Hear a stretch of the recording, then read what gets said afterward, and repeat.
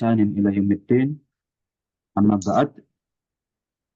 Nah, insya Allah ya, pertemuan pagi hari ini kita beralih yang awalnya kita membahas tafsir juz amma, kita beralih kepada ahadits Rasulullah Shallallahu Alaihi Wasallam ya di kitab Adabul Mufrad. Jadi kita berbicara sedikit tentang kitab Adabul Mufrad ya.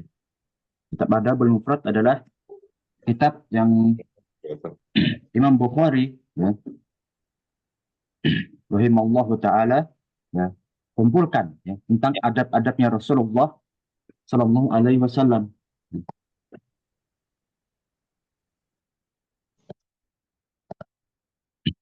Yang mana ya di sini para ulama ya, telah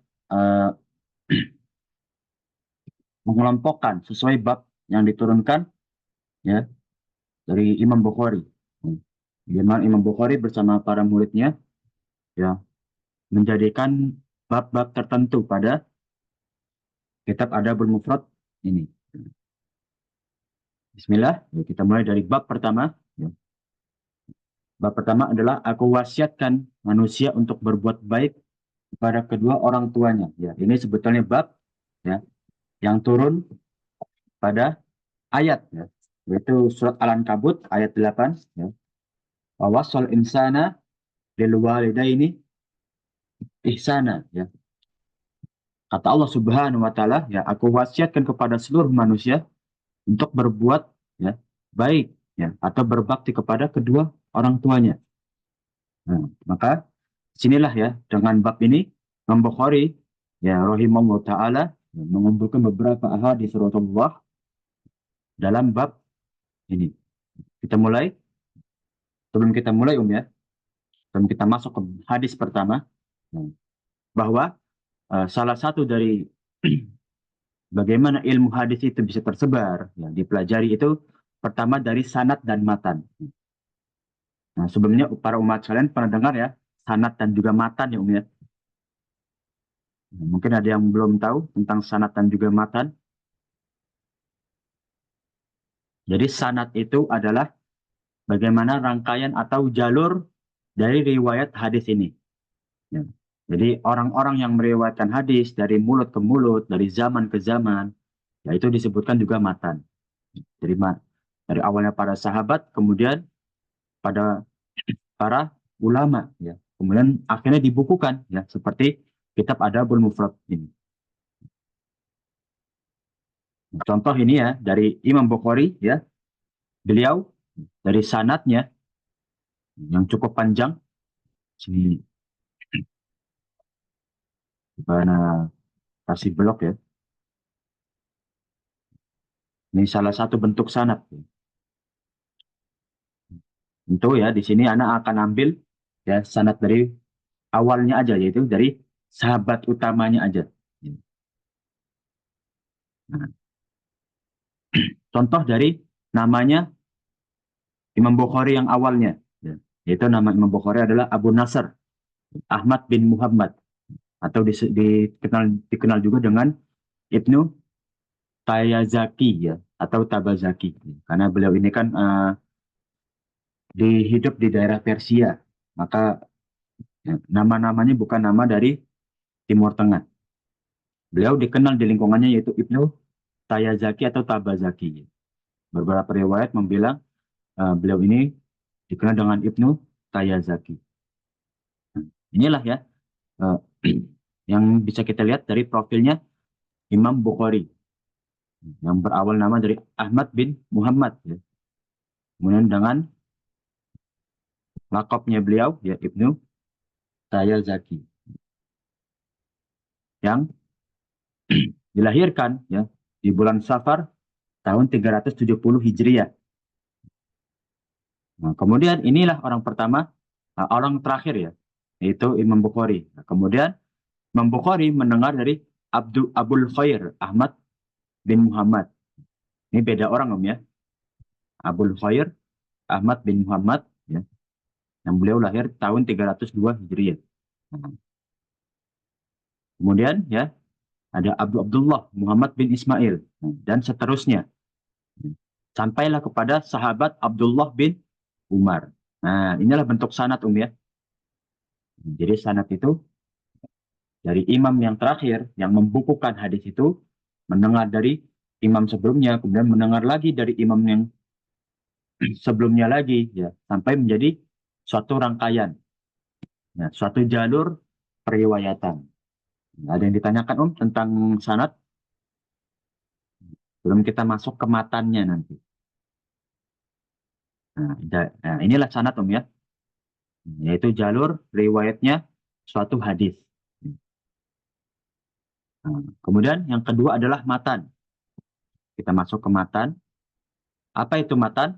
Ya, matan itu adalah hadis yang direwayatkan. Jadi hadis yang direwayatkan adalah matannya. Terkadang ya matan itu nggak selalu full dengan perkataan Rasulullah SAW. Contohnya ya dalam matan ini kita ambil matan yang pertama ya Bismillah. Saya bertanya kepada Rasulullah SAW. Siapa yang bertanya berarti Abdullah bin Umar. Ya.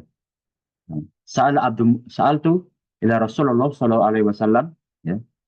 Abdul bin Umar ini bertanya kepada Rasulullah SAW. Apa yang ditanyakan? Apakah apa amalan yang paling dicintai oleh Allah Subhanahu wa taala? Nah, jadi ini pertanyaan Abdullah kepada Rasulullah.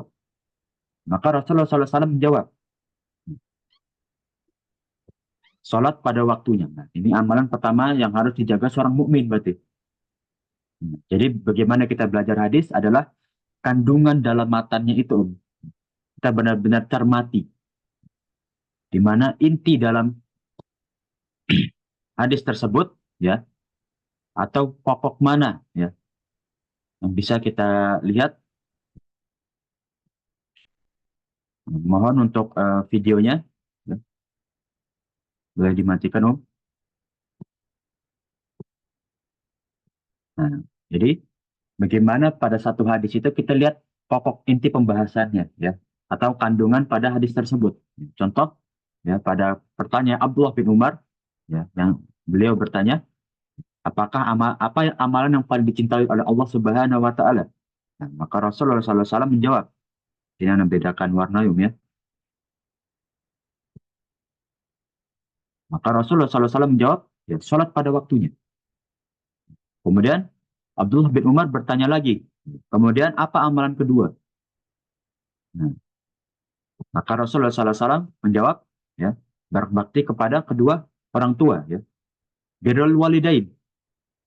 Nah, kemudian Abdullah bin Umar bertanya lagi kepada yang ketiga kalinya, ya, kemudian apa aman selanjutnya? Nah, maka Rasulullah SAW menjawab, ya, al jihad fi sabirillah. Nah, jadi ya, kita bisa melihat Rasulullah SAW ya, di hadis ini ya, mengutamakan tiga amalan Yang pertama adalah ya sholat pada waktunya. Nah ini berarti amalan pertama yang harus kita jaga. Tentu ya Rasulullah SAW tidak menaruh sholat di awal ini tanpa alasan. Ya. Bahwa kita tahu ketika Rasulullah SAW menjawab ya, pada suatu pertanyaan, kemudian beliau menjawab pertama kali ya pada suatu urutan ya. Ini kan ada urutan tiga amalan. Pertama kali sholat. Nah maka ini yang harus diutamakan. Jangan sampai kita lalai dalam sholat kita, terlepas dalam waktu-waktu sholat kita. Nah, yang kedua adalah birrul walidain. Nah, yang mana nanti keutamaan birrul walidain, ya, berbakti kepada kedua orang tua, nah, kita bisa lihat di hadis ini. Begitu banyak hadis Rasulullah SAW, ya, bagaimana beliau ini, ya, walaupun kedua orang tuanya bukan seorang yang mukmin, ya, namun, ya inilah yang Allah Subhanahu Wa Taala wasiatkan kepada Rasulullah ya, tentang birrul walidain. Nah, yang ketiga adalah jihad fi sabilillah ya, jihad di jalan Allah Subhanahu wa taala. Ya tentu ya bahwa kita bisa lihat ya keutamaan para sahabat Rasulullah SAW ketika beliau berjihad itu mempunyai posisi berbeda di sisi Allah. Terutama jihad pertamanya Rasulullah SAW bersama para sahabat ya, yaitu Badr al-Kubro ya, ketika ada Ghazwah Badr al-Kubro, perang Badr Kubro ya. maka Allah Subhanahu wa taala memerintahkan kepada Rasulullah untuk menyampaikan pada para sahabat yang ikut pada perang Badar Kubra, ya, dengan wasiat, berbuatlah sesuka kalian, ya, wahai para sahabat yang mengikuti perang Badar Kubra. Sesungguhnya, ya, dosa-dosa kalian telah diampuni. Itulah, ya, keutamaan dari para sahabat yang ikut jihad pertama kali, ya, di sisi Rasulullah SAW. Begitu besar keutamaan jihad, ya, di jalan Allah Subhanahu wa taala.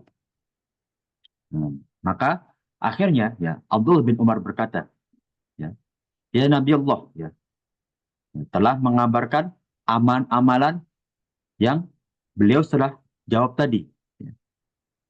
Kemudian andaikan saya minta tambahan, nah, bertanya lagi, ya, niscaya Rasulullah SAW pasti menambah amalan keempat. Di sini, ya, berarti Abdullah bin Umar sudah merasa cukup, ya, tentang 3 amalan yang diutamakan oleh Rasulullah SAW.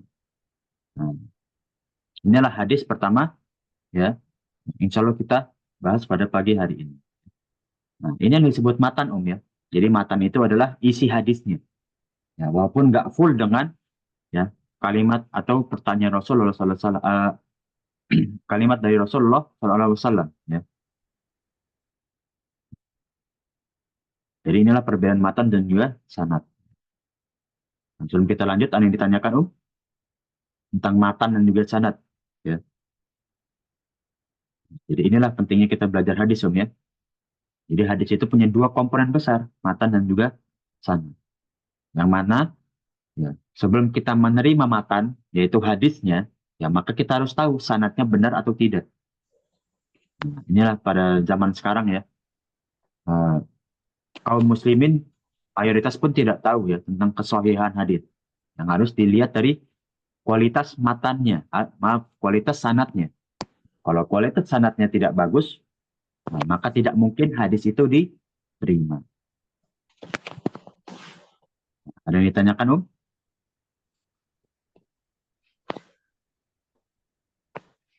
Kalau tidak ada, kita lanjut, ya, ke hadis kedua.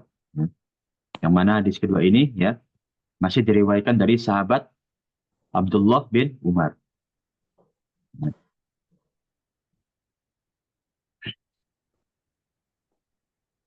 Nah, apa kata Abdullah bin Umar? Ya, beliau meriwayatkan kata Rasulullah SAW, ya,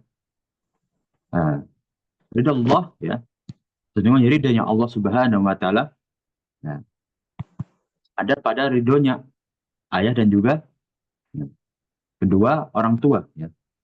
Jadi ini penerjemahannya, ya, kurang tepat, ya. Ini ridho kedua orang tua, ya.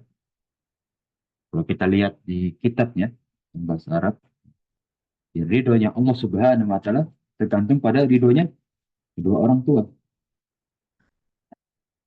Jadi ridho Allah, ya, ridho Rabbi, ya, ridho al-walid, ya. Jadi ridhonya Allah, ya, ada pada ridhonya orang tua. Ya. Wasaqat wasaqatur Rabbi fi saqti al-walid. Dan murkanya Allah Subhanahu Wa Taala, ya, ada pada murkanya dua orang tua. Inilah, ya, bagaimana kita menjaga agar, ya, orang tua kita ridho. Apalagi para umat sekalian, ya, yang mempunyai anak, tentu, ya, ketika anak yang sudah besar, ya, maka ingin anaknya, ya, terus dijaga oleh Allah, ya, terus di jalan Allah Subhanahu Wa Taala. Nah, maka itulah, ya, bagaimana orang tua juga mendidik anak, dan anak memposisikan, ya, bahwa anak harus, ya, mencari ridhonya orang tua dulu. Nah, karena ridhonya orang tua adalah ridhonya Allah, dan juga murkanya orang tua adalah murkanya Allah Subhanahu Wa Taala. Inilah, ya, kedua hadis, ya, yang diriwayatkan oleh Abdullah bin Umar. Sebelum kita lanjut ke bab kedua, ada pertanyaan, Kembali Anda ingatkan, ya, ini adalah matannya. Kemudian yang bawah adalah, maaf, yang atas adalah matannya, yang atas adalah sanadnya, yang bawah adalah matannya ya, atau isi hadisnya.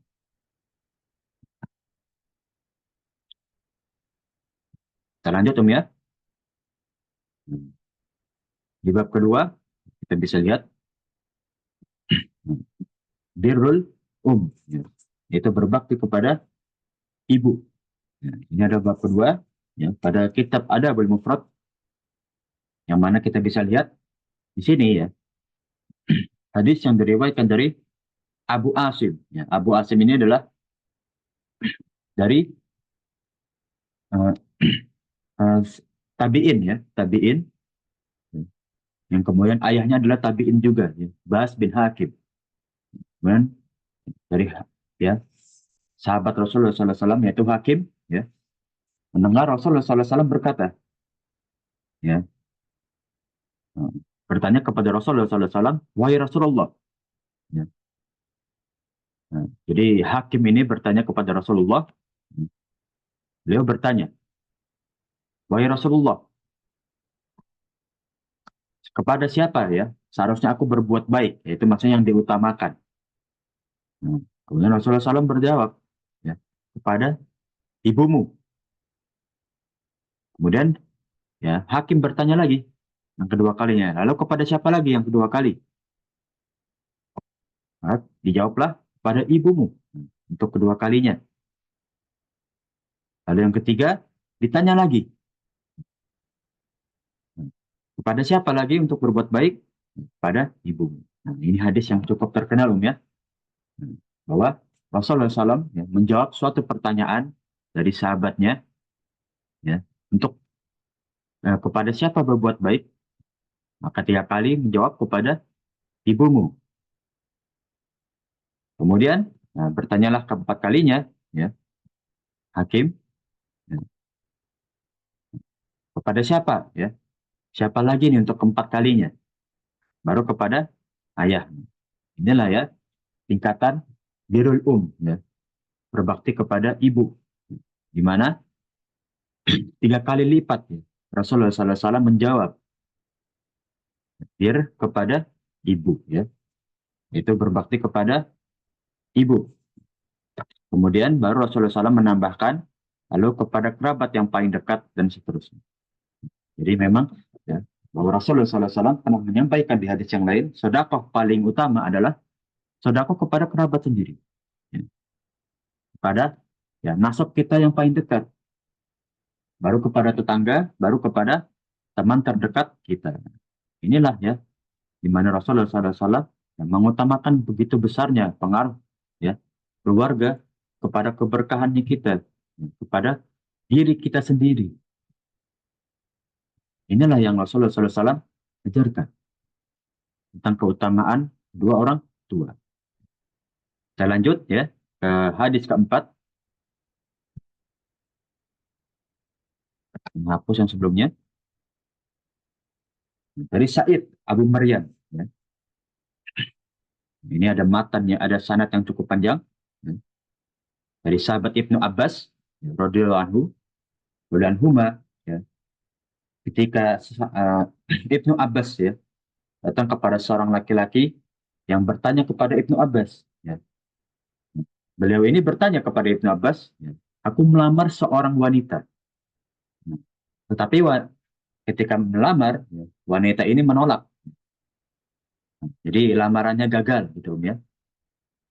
Lalu ada orang lain yang melamarnya, maka diterima lamaran tersebut.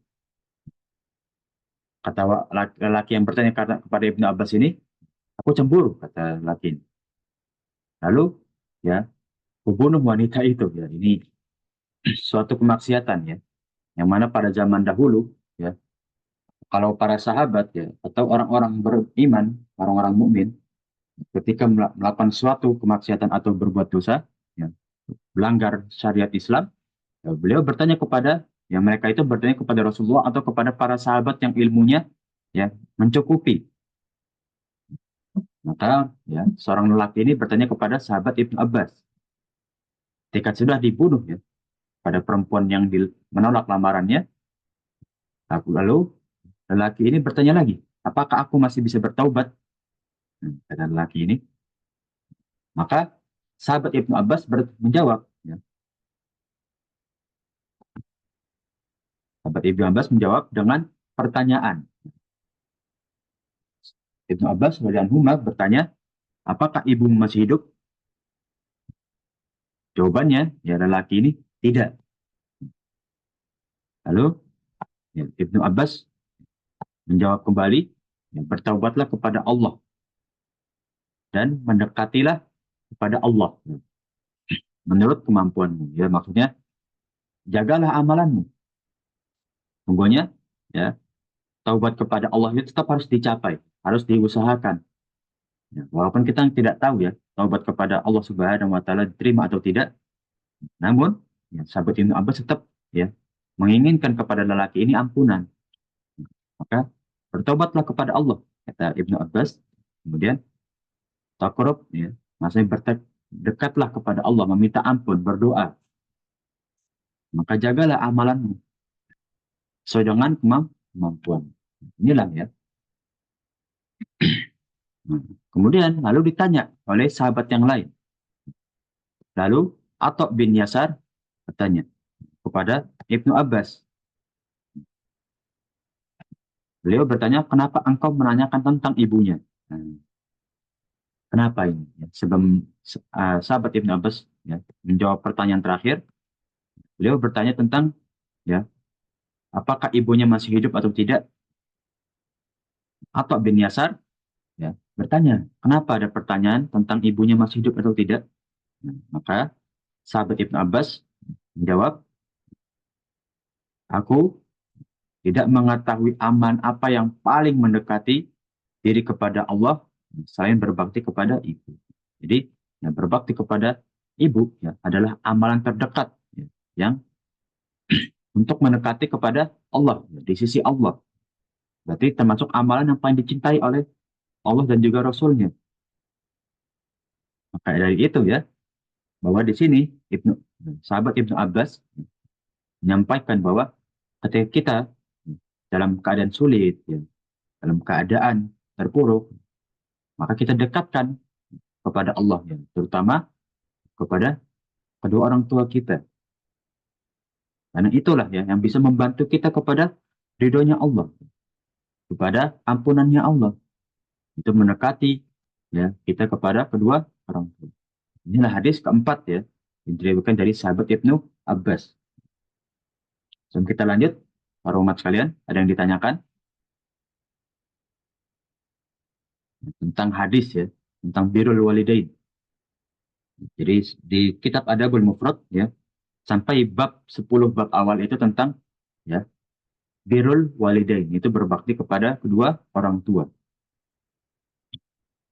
Ini sudah masuk ke bab kedua. Ya, insya Allah kita lanjut ke bab ketiga ya. Kalau tidak ada pertanyaan.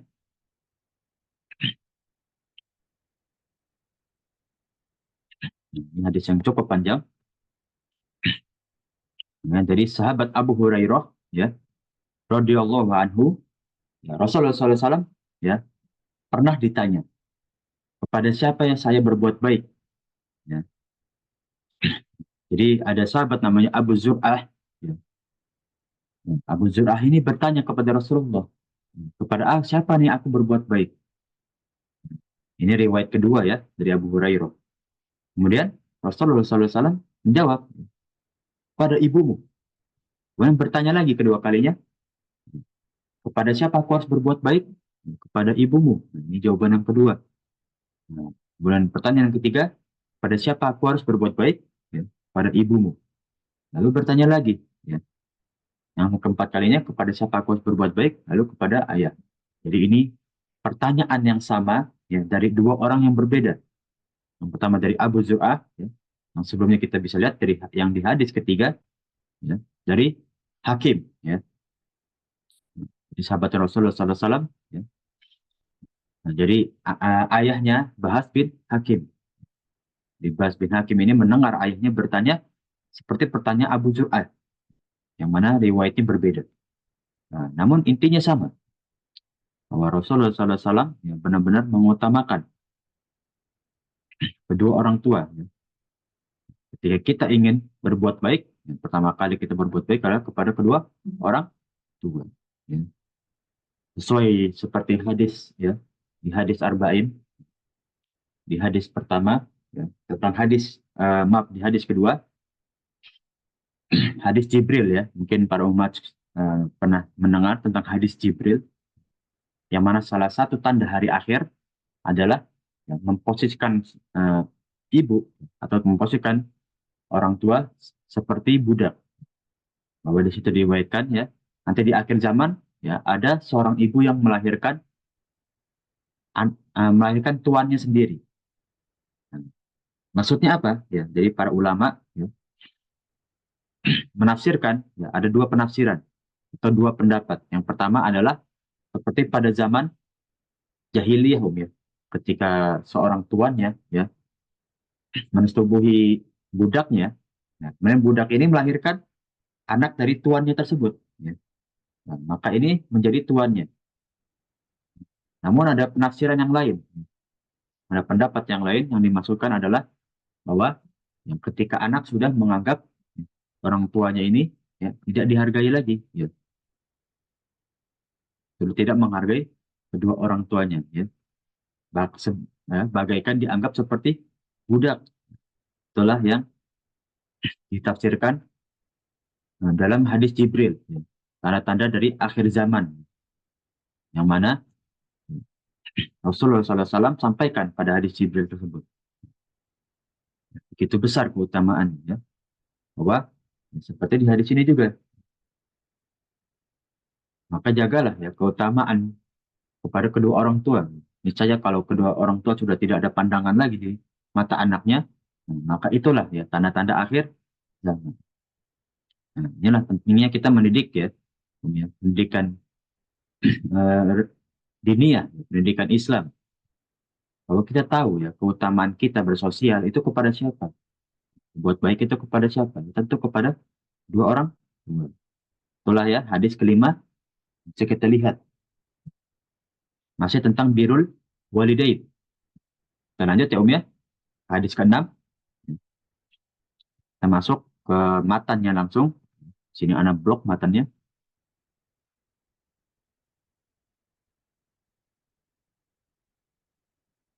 Oke. Sini riwayat dari uh, sahabat Abu Hurairah radhiyallahu anhu, ya. Beliau menyampaikan bahwa ada seseorang yang mendatangi Rasulullah Shallallahu alaihi wasallam. Kemudian dia bertanya, "Apa yang engkau perintahkan kepadaku?" Ya, maksudnya amalan apa yang engkau sarankan kepadaku? Wahai Rasulullah. Kemudian Rasulullah SAW menjawab, berbakti kepada ibumu. Birrul Kemudian ia bertanya kembali dengan pertanyaan yang sama. Kemudian Rasulullah SAW menjawab dengan jawaban yang sama, yaitu berbaktilah kepada ibumu. Kemudian orang ini bertanya lagi, ya, dengan pertanyaan yang sama. Apa yang engkau perintahkan kepadaku? Rasulullah SAW. Untuk ketiga kalinya, Rasulullah SAW menjawab, ya berbaktilah kepada ibumu. Lalu ia kembali bertanya kepada keempat kalinya, ya. Beliau masih menjawab, ya Rasulullah SAW menjawab, ya berbaktilah kepada ibumu. Lalu kelima kalinya, ya, orang ini bertanya, baru Rasulullah SAW menjawab, berbaktilah kepada ayah. Intinya ya, kepada siapa kita harus berbuat baik? Pertama kali adalah kepada kedua orang tua. Ya. Itulah ya, dakwah pertama kali kita kepada kedua orang tua. Tentang apapun. Itulah ya, dakwah pertama kali adalah kedua orang tua kita. Ya, saling sharing, ya, saling menasehati, ya. Tawasau alal birri wat taqwa. Ya. Yang paling utama kepada kedua orang tua. Ini yang bisa kita dapatkan dari hadis ke-6 ya, tentang berbakti kepada kedua orang tua. Sampai hadis ke-6 ada pertanyaan?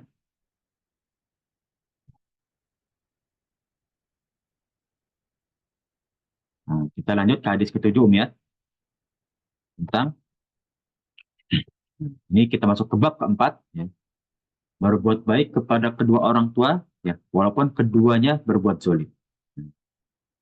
Jadi ya, dari kita bisa lihat dari judul ini ya, walaupun kedua, naudzubillah ada kedua orang tua ya, yang memang zolim atau kurang berilmu, maka tetaplah kita menjaga kebaikan kita kepada dua orang tua. Ya, dari sahabat Ibnu Abbas, ya, di sini riwayatnya cukup pendek ya. Di sahabat Ibnu Abbas ya, beliau berkata, ya, tidaklah seorang Muslim ya, memiliki ayah dan ibu ya, kedua orang tua yang Muslim dan patuh. Jadi suatu kondisi ketika seorang Muslim memiliki kedua orang tua yang Muslim juga, nah, patuh kepadanya, ya, keduanya, kecuali Allah Subhanahu Wa Taala akan bukakan pintu surga untuknya, dua pintu surga untuknya khusus. Maka inilah ya, kita bisa lihat ini di awal matan, ya, ketika seorang Muslim ya mempunyai kedua orang tua yang Muslim juga, maka patuhlah kepada kedua orang tua ini. Ya. Apa balasannya? Ya, ketika seorang anak yang Muslim patuh kepada kedua orang tua yang Muslim ini, maka ganjarannya adalah dua pintu surga untuknya. Kemudian sahabat Ibnu Abbas menyampaikan lagi, jika salah satu dari kedua orang tuanya sudah tiada, maka dibukakanlah satu pintu surga untuknya. Dan jika ia membuat salah seseorang, ya, salah satu seseorang ya, di antara keduanya murka, maka Allah tidak akan ridho hingga orang tuanya ridho. Nah, ini kita lanjutkan bahwa murkanya Allah adalah murka orang tua. Maka ya ketika ya, orang tua ya, atau ayah dan ibu murka kepada kita, ya, Allah pun juga ikut murka dan tidak akan Allah ridhoi ya sampai dua orang tua kita ridho ya. Maksudnya memaafkan. Allah Subhanahu wa taala tidak akan memaafkan sampai ya orang tua kita sendiri yang memaafkan. Lalu ya sahabat Ibnu Abbas ya ditanya lagi. Ya. Lalu sahabat Ibnu Abbas ditanya, nah, bagaimana jika kedua orang tua kita zolim atau bukan seorang yang muslim? Nah, maka ya sahabat Ibnu Abbas menjawab, ya, walaupun kedua orang tua ya zolim ya, atau non muslim, maka tetap kita harus berbakti. Itulah ya. Bagaimana seorang anak itu ya walaupun kedua orang tua kadang berbuat salah, ya, berbuat sesuatu yang kadang mungkin kurang adil, ya, namun kita harus mengalah sebagai posisi anak. Itulah ya bagaimana sahabat Ibnu Abbas menyampaikan begitu besar ya keutamaan orang tua. Bahkan dalam keadaan zolim pun kita harus tahan, harus bersabar. Ya. Bagaimanapun, nah, ketika ada cekcok, ya, ketika ada permasalahan, ya sudah kita hindari saja. Terkadang, mohon maaf ya, ada posisi di mana tidak bisa, ya sudah nggak bisa diskusi, ya sudah keduanya posisi tidak bisa menerima nasihat, ya kadang ada orang tua yang seperti itu, maka itu karena kurang ilmunya. Maka pada saat itu ya, seorang anak mundur saja, ya. Sudah jangan dilanjutkan. Walaupun kedua orang tua zolim atau kurang berilmu, ya, namun kita harus tetap harus menjaga birrul walidain. Ini tentang hadis ketujuh, ya. Berbuat baiklah kepada orang tua walaupun kedua orang tua kita zolim atau kurang berilmu. Ada pertanyaan ya, tentang hadis ketujuh? Kita lanjut ya. Kita lanjut ke hadis ke-8. Hadis ke-8 yang cukup panjang. Ya. Di sini Imam Bukhari ya di bab kelima ya, menyampaikan tentang ya, berbicaralah ya lemah lembut kepada kedua orang tua. Ya. Dari sahabat ya Tayusolah ya bin Mayyas, dia berkata, ya,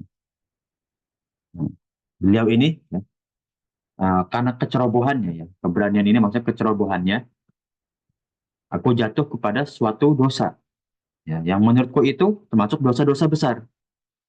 Nah, lalu ia menceritakan kepada ya sahabat Rasulullah yaitu Ibnu Umar. Ya, jadi bedakan Ibnu Abbas sama Ibnu Umar ya, dan ketukar ya. Kemudian ia bertanya ya. Jadi Toisolah bin Mayas ini bertanya kepada Ibnu Umar, eh, maaf, terbalik ya. Ibnu Umar bertanya kepada Toisolah ya bin Mayas, dosa apa yang engkau lakukan? Kemudian Toisolah menjawab, ya, dengan beberapa dosa. Lalu ya, Ibnu Umar ya, berkata lagi ya, menanggapi dosa-dosa yang Toisolah lakukan. Itu bukan dosa-dosa besar. Nah, jadi Toisolah ini ya, saking takutnya kepada suatu dosa, beliau ini tiap melakukan suatu kesalahan, semuanya dianggap sebagai dosa-dosa yang besar. Nah, kemudian disinilah ya intinya, ya, yang termasuk dosa besar, ya kata Ibnu Umar, ya adalah menyekutukan Allah. Ini yang pertama, ya, menyekutukan Allah, ya, syirkullah.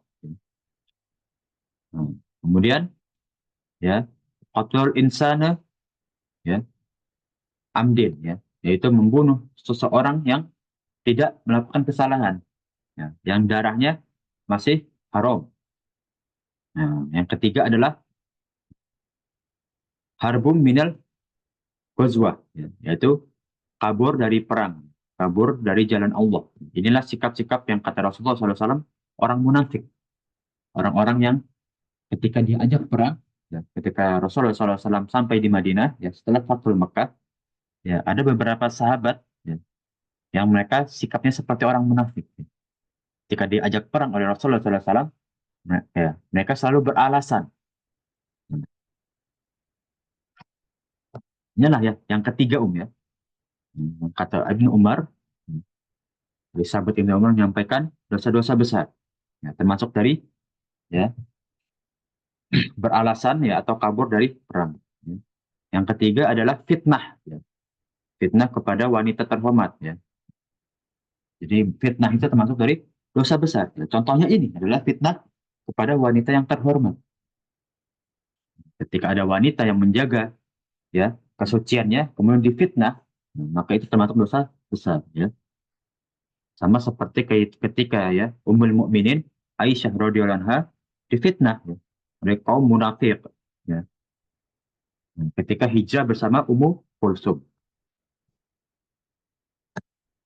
Itu keempat. Yang kelima adalah ya, aktor riba. Ya. Jadi kita eh, mengambil hak orang lain, ya, harta orang lain, ya, dalam bentuk riba. Ya, yang mana riba ini, ya, riwayatkan dari eh, zaman jahiliyah ini sudah ada, terutama riba hutang. Ya. Di beberapa sirah nabawiyah, ya, bahwa pada zaman dahulu, ya, ketika hutang itu, ya, setiap harinya ditambah persenan, ya, atau kalau zaman sekarang bunganya, nah, bunganya itu ditambah. Yang mana kadang dibayar dengan budak. Ya. Maka pada zaman dahulu, ya, banyak anak-anak menjadi budak itu karena untuk membayar hutang. Jadi kalau hutang tidak bisa dibayar, maka ya kadang seorang orang tua itu ya merelakan salah satu anaknya untuk menjadi budak untuk membayar hutang. Yang mana kadang hutangnya lebih besar karena ribanya gitu ya. Nah, karena bunganya. Itulah yang kelima ya, akul riba. Yang keenam adalah ya memakan harta anak yatim. Ya. Apa yang dimaksud dengan memakan harta anak yatim? Yang dimaksud adalah kita tidak mengeluarkan ya zakat yang wajib kita tunaikan kepada anak yatim.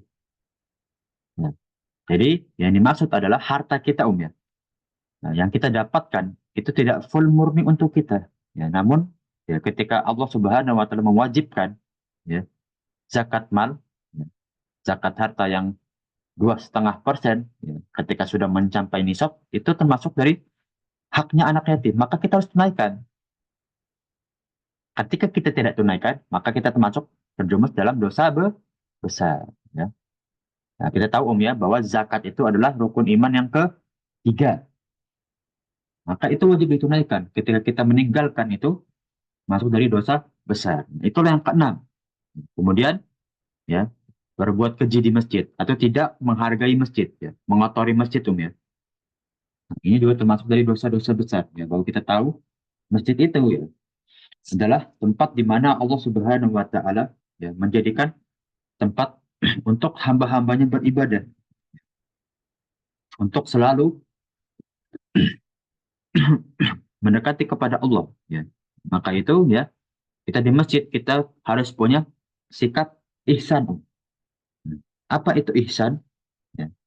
Ihsan itu adalah, ya, beribadahlah kepada Allah seakan-akan kalian itu melihat Allah atau menghadapi Allah. Jadi ihsan adalah sikap kita, ya, bagaimana kita beribadah kepada Allah, ya, seakan-akan Allah itu di depan kita, mengawasi kita. Fa in lam takun tarahu, ya. Namun ketika kita tidak bisa merasakan itu, ya, maka ketahuilah fa innallaha yaraka. Ya, sungguhnya Allah Subhanahu wa taala melihat, mencatat, mengamati, ya, ibadah-ibadah kalian. Ya, maka, ya, ada seseorang, ya, dalam hadis Rasulullah SAW yang sholat selama 40 tahun, namun sholat orang ini, ya, tidak diterima oleh Allah Subhanahu wa taala. Ya, karena dia tidak melakukan ihsan dalam ibadahnya, yaitu, ya, pengawasannya Allah Subhanahu wa taala. Maka itulah yang hilang dari orang-orang yang berbuat keji dalam masjid atau mengotori masjid. Contohnya apa, Ya, ada salah satu contohnya adalah, ya, yang dilarang Rasulullah SAW, ya, berjual beli, ya, atau berakad dalam masjid. Itu yang tidak boleh. Yang Rasulullah SAW larang, ya. Nah, termasuk dari perbuatan keji dalam masjid. Nah, itulah yang ketujuh, ya. Yang kedelapan adalah mencemooh, ya. Nah, suka menghina seseorang. Nah, ini termasuk untuk menjaga lisan, ya. Jangan sampai kita keluar dari mulut kita, kemudian kita menyakiti hati orang lain. Itulah bentuk dari mencemooh, merendahkan orang lain, menghina. Ya. Mungkin kita sudah belajar ilmu, tapi ingat, jangan sampai kita merendahkan orang yang belum belajar atau yang masih dalam tahap belajar, masih awal belajar. Maka jangan kita rendahkan, jangan kita mencemooh. Walaupun kepada orang lain pun, bahkan kepada orang yang tidak beriman, jangan kita cemooh mereka. Untuk itu yang dilarang oleh Rasulullah SAW melalui hadis Ibnu Abbas. Kemudian, ya, yang terakhir, yang ke-10 adalah, yang ke-9 adalah durhaka kepada kedua orang tua. Ya. Sehingga kedua orang tua ini, ya, meneteskan air mata. Itu sedih karena perbuatan anak. Nah, inilah 9 dosa besar yang kata Ibnu Umar radhiyallahu, ya, tentang Toysolah bin Mayas. Yang mana Toysolah bin Mayas ini bertanya, ya, atau curhat kepada, ya, Ibnu Umar. Kemudian Ibnu Umar melanjutkan, ya, melanjutkan perkataannya. Apa kata Ibnu Umar? Maukah engkau selamat dari neraka dan juga masuk surga? Jadi Ibnu Umar di sini, ya, menawarkan suatu amalan, ya, yang mana amal ini pasti menjauhkan kita dari neraka dan juga mendekatkan kita kepada surga.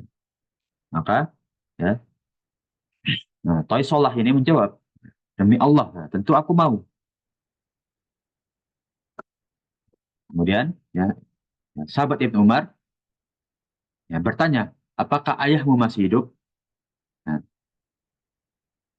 maka Toysolah menjawab, ya, aku sudah tidak punya ayah, ya, hanya punya seorang ibu.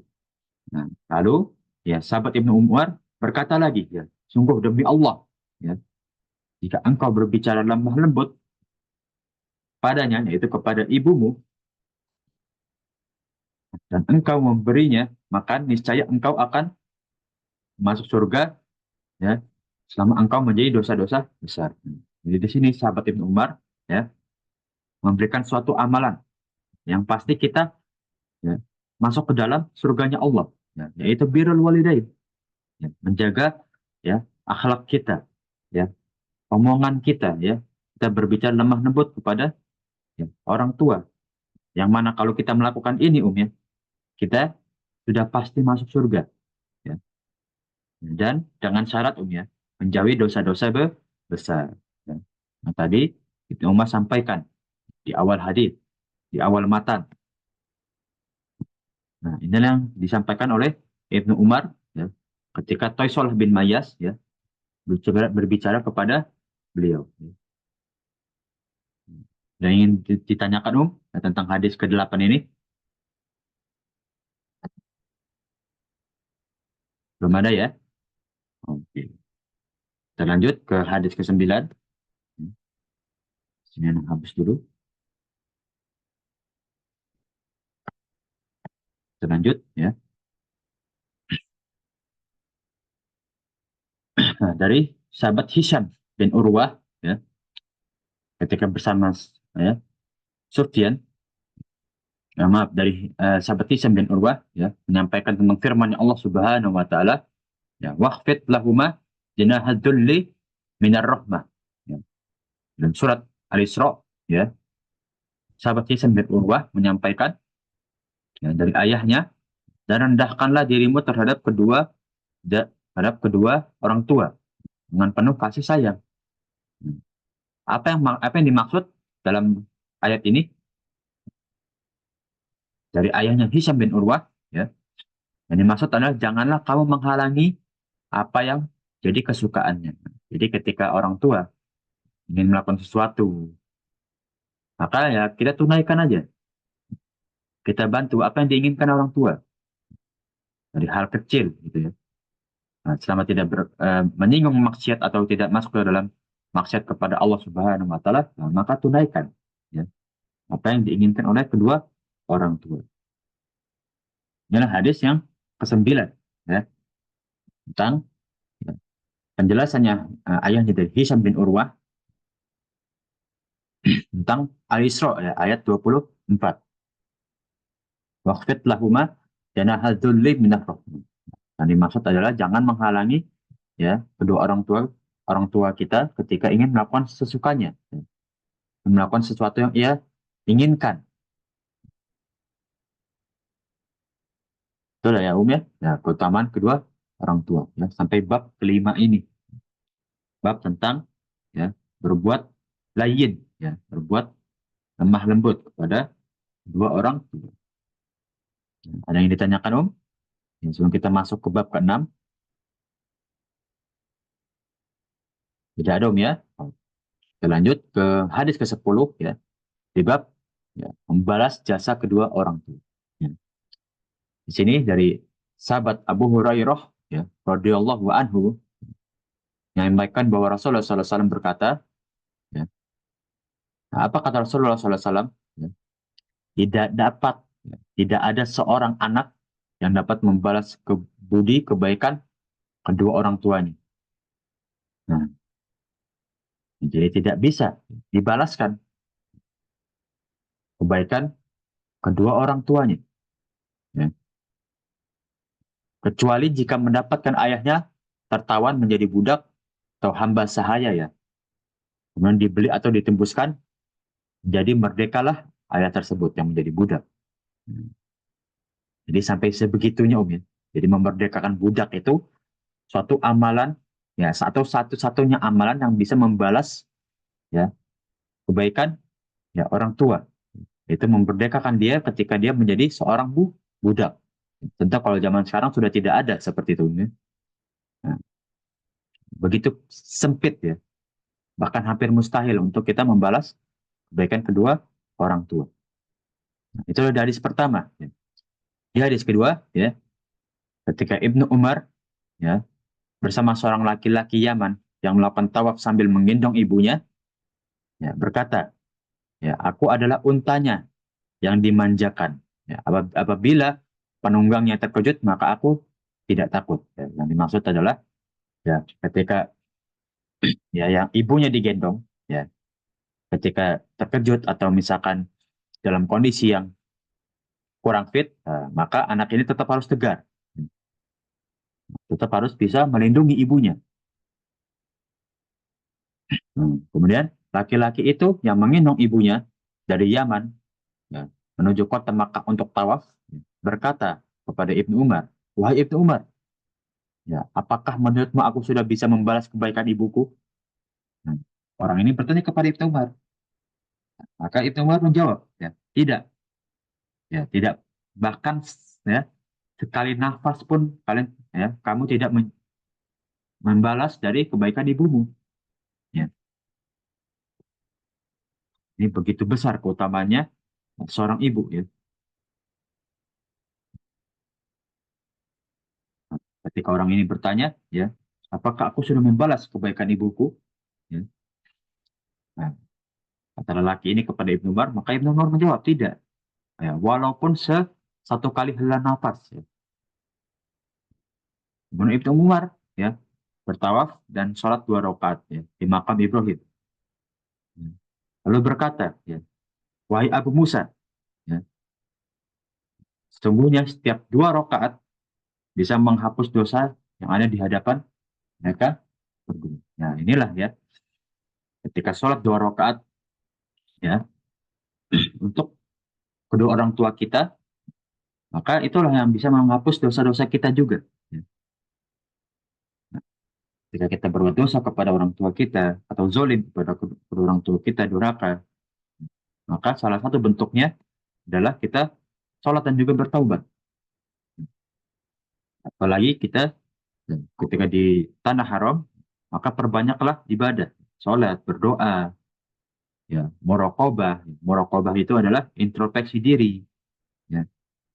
Itulah yang disampaikan, ya, Ibnu Umar, ya, kepada Abu Musa, ya,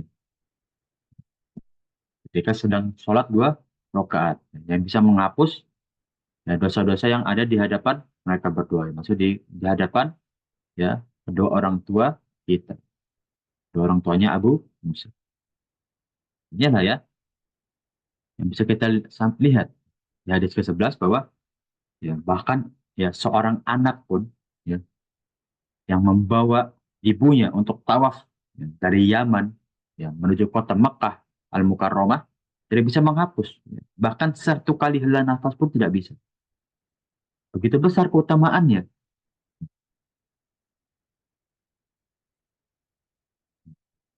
Karena, ya, di sini Ibnu Umar menambahkan, ya, sholatlah 2 rakaat dan minta ampunlah pada kedua orang tua. Seperti doa kita, ya, yang sering kita panjatkan, Rabbik firli walidu walidayya warhamhuma kama rabbayani shaghira. Itulah, ya, ya, salah satu bentuk keutamaannya orang tua, ya, bahkan menjadi, ya, zikir setelah sholat kita yang sering kita panjatkan. Ada yang ingin ditanyakan, tentang hadis ke-11? Nah, kalau tidak ada, kita lanjut ke hadis ke-12, ya, dari Abu Hurairah, ya, yang pernah diikuti oleh Marwan. Nah, jadi dua sahabat, ya, ketika di Zulhulaifah, ya, dan ibunya, ya, ibu keduanya ini ada di rumah. Nah, ketika Abu Hurairah radhiyallahu anhu, ya, keluar dari rumah, maka beliau selalu berhenti di depan pintu dan mengucapkan, Assalamu alaiki ya ummatah warahmatullahi wabarakatuh.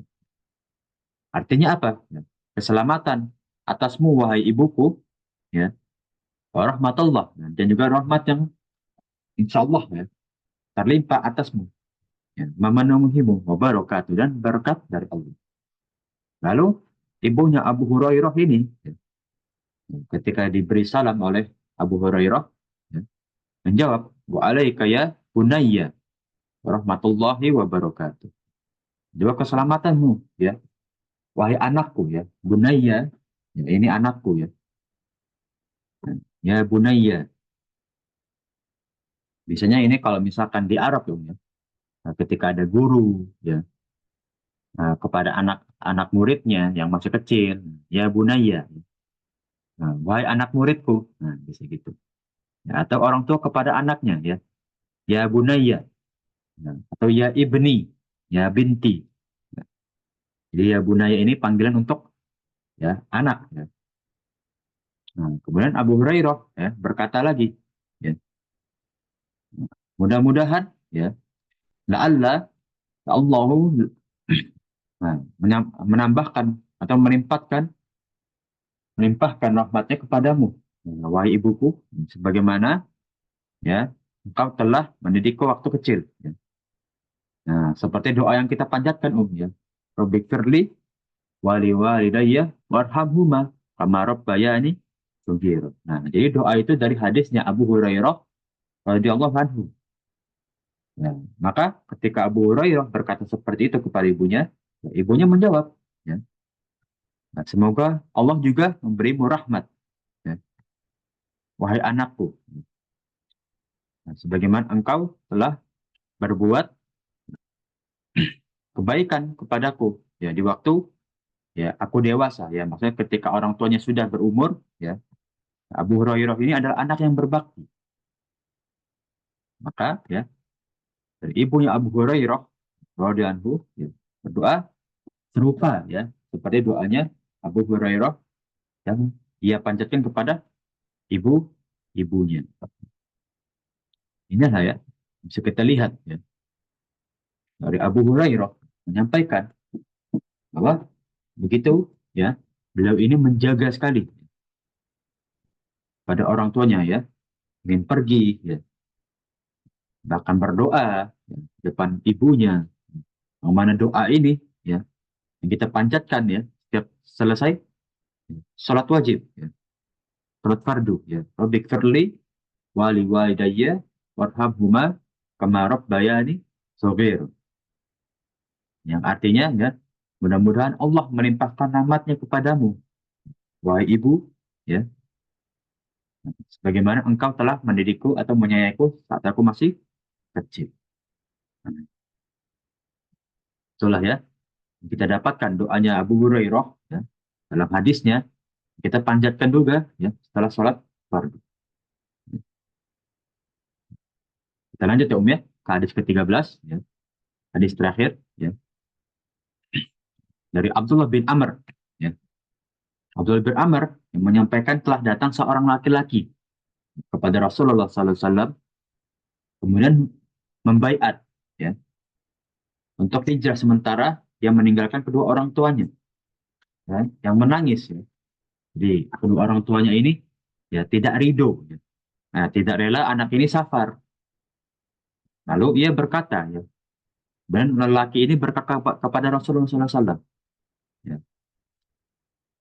Dan Rasulullah SAW ya menjawab ya, tentang kepergiannya lelaki ini ya, kembalilah ya engkau kepada kedua orang tuamu. Nah, jadi Rasulullah SAW ya, melarang orang ini untuk safar. Ya. Maka ya lelaki ini diperintahkan untuk kembali kepada dua orang tuanya. Dan ya buatlah kedua orang tuamu itu ya tersenyum atau tertawa. Bagaimana engkau telah membuatnya menangis. Jadi di sini Rasulullah SAW nah, ingin anak ini ya menghibur orang tuanya kembali, yang mana sebelumnya ya orang tuanya itu sedih ketika ditinggal oleh anaknya yang ingin safar. Nah, mungkin orang tuanya ridho ya, namun berat, kayak berat hati. Ini anak jangan safar. Maka anak ini ya menyampaikan ya, apa yang terjadi ini kepada Rasulullah SAW. Nah, kepada Rasulullah SAW ya melarang anak ini untuk safar. Kembalilah engkau kepada kedua orang tuamu. Nah, dan ya buatlah orang tuamu tersenyum sebagaimana ya kamu telah berbuat kedua orang tuamu menangis ya, membuat orang tuamu menangis. Nah, inilah ya bahwa Rasulullah SAW ya menyampaikan kembali bahwa ya ridho orang tuamu ya adalah ridhonya Allah. Kalau orang tuamu tidak ridho ya pada suatu keputusanmu ya seperti safarnya orang ini ya maka kamu tidak boleh safar, tidak boleh mengambil keputusan itu. Nah, itulah ya pentingnya ya, ridho kedua orang tua. Yang wajib kita jadikan itu pintu kita pada suatu amalan. Ketika kita misalkan ingin safar, orang tua kita, oh jangan deh, terlalu jauh, ya, atau resiko terlalu besar. Ya, kata orang tua kita, ya maka ikuti sudah perintah. Begitu juga ya, ketika anak disuruh pulang, pulang mana? Gitu. Dari misalkan dari luar kota atau bagaimana, ya, ketika kita lagi safar, ya, diperintahkan kedua orang tua kita untuk pulang, balik ke rumah. Nah, maka turutilah. Sungguh ridho orang tua ada pada sungguh ridho dari Allah Subhanahu wa taala ada pada ridhonya kedua orang tua. Nah, inilah ya bisa kita lihat ya. Hadis-hadis Rasulullah SAW ya di kitab Adabul Mufrad di bab awal ya tentang birrul walidain. Yang mana begitu banyak sebetulnya ya. Jadi memang dari Imam Bukhari sendiri ya membuat kitab Adabul Mufrad ya tentang bagaimana Rasulullah SAW ya bersikap ya menyampaikan tentang hadis-hadis adab ya adab kepada kedua orang tua. Nanti kita bisa lihat di pertengahan kitab ya adab-adab bagaimana kita bertetangga, bagaimana kita kepada kerabat kita, ya. Bahkan adab dalam berdakwah ya. Imam Bukhari ya mengumpulkan hadis-hadis sahih ya, dalam kitab beliau ya. Itu kitab Adabul Mufrad. Ada yang ditanyakan ya tentang keseluruhan kitab Adabul Mufrad atau tentang hadis-hadis yang kita sampaikan ya. Ada 13 hadis nih ya. Masya Allah. Jadi memang kitab Adabul Mufrad ini ya kitab yang memang tidak banyak atau tidak panjang hadis-hadisnya ya cukup ringkas ya. Namun biasanya yang panjang itu di sanadnya atau riwayat-riwayat hadisnya, periwayat hadisnya ya. Nah, ada yang ditanyakan ya, tentang hadis-hadis Rasulullah SAW di kitab Adabul Mufrad.